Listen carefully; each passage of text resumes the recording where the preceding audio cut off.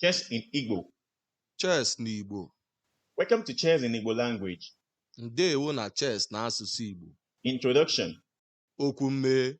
This is a chapter of the book titled The Chess of Nature by Jawolusy Oluwaseun.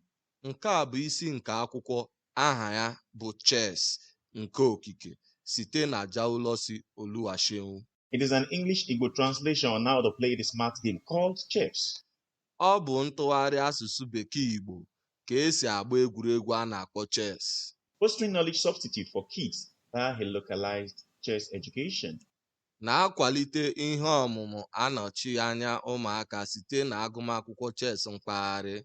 The author once said, a child who understands the concept of chess would surely excel in any field of study.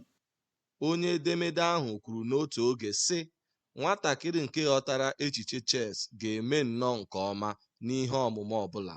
To cut the long story short, Iji bibie ogologo akụkọ, the importance of these writings is to celebrate the beauty of Igbo language mkpa nke akwụkwọ ndị a bụ iji mee ka asụsụ Igbo mara mma, and to also serve as a leverage for Nigerian Southeasterners to learn chess in their indigenous language.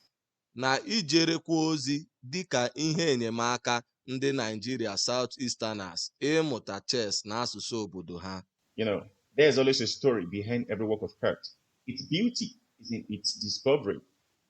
Ị mara, a na-enwe akụkọ mgbe niile na-azụ ọrụ nke ọbụla. Ịma mma ya dị na nchọpụta ya. Thank you.